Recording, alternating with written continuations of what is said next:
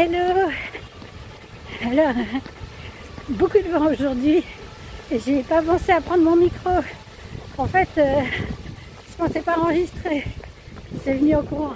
Alors j'espère que vous entendrez quand même.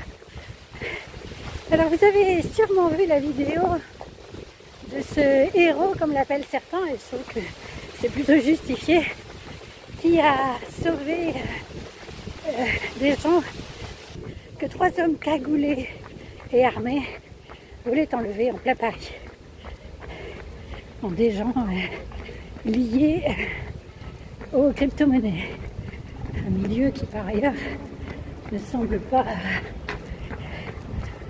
très propre. Bon, mais c'est pas le sujet. Et donc, Nabil, réparateur de vélo, en entendant les cris, est descendu de chez lui avec un extincteur et a fait fuir ces 3 hommes cagoulés et armés avec beaucoup de courage. Donc, et ce qu'il a dit ensuite, il a dit: j'y suis allé, j'ai pas réfléchi, j'y suis allé. Voilà mon sujet.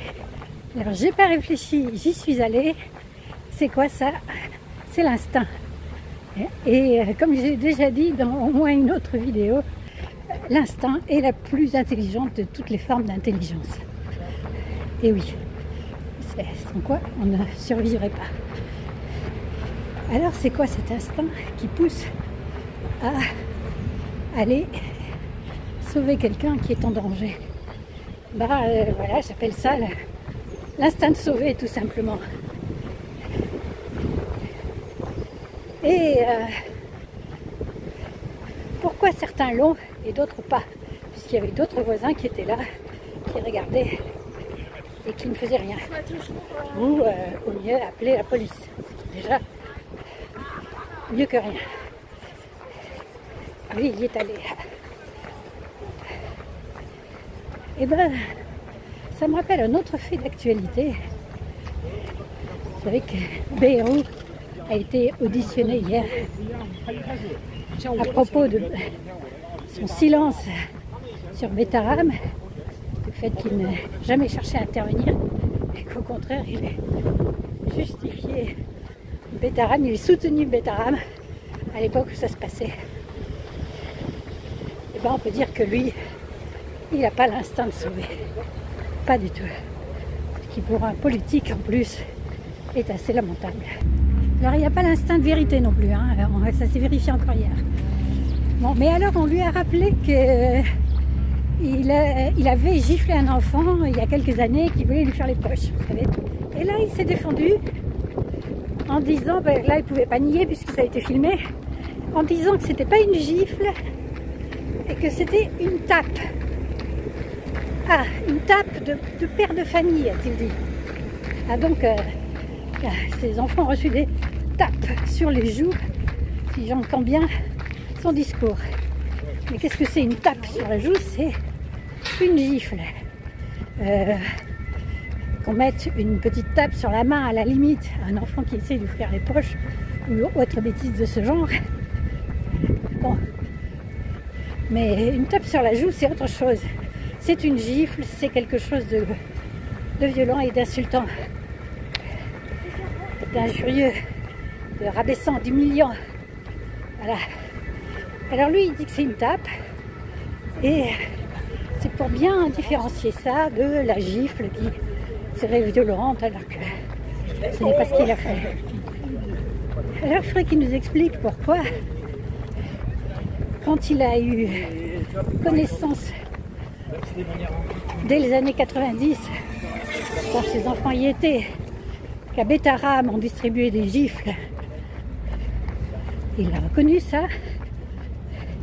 Pourquoi il n'a rien dit? Pourquoi il a continué à soutenir Betaram, même quand il y a eu des actions en justice à l'époque?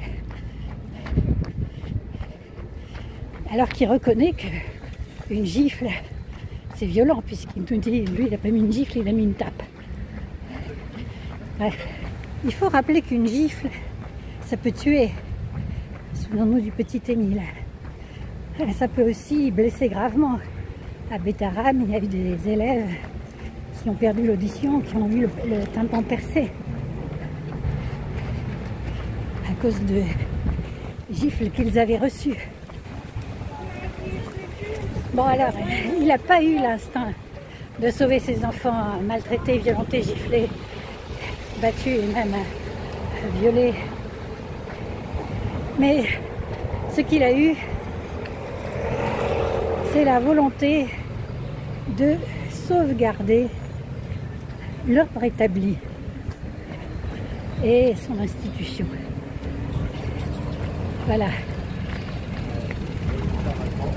Ça, c'est donc à l'instinct morbide par rapport à l'instinct de vie qui nous fait nous précipiter, nous les humains, et pas seulement les humains, beaucoup d'autres animaux font la même chose, à l'aide de gens ou d'autres espèces qui se trouvent en danger. Normalement, on agresse ou on ne tue que pour manger ou que pour se défendre. Quand on agresse ou quand on laisse agresser en dehors de ces raisons vitales, eh bien on participe au crime. Voilà, c'est tout ce que j'ai à dire. Et voilà à quoi aboutissent les religions qui diabolisent les instincts. En pensant que les instincts sont forcément mauvais. Ben non, les instincts sont bons, sinon ils ne permettraient pas de vivre. C'est juste que les instincts sont dévoyés. Allez, je continue ma course. Salut, salut.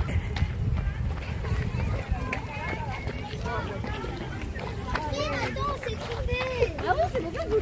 Ah mais là on est le 4. Sauvons les enfants.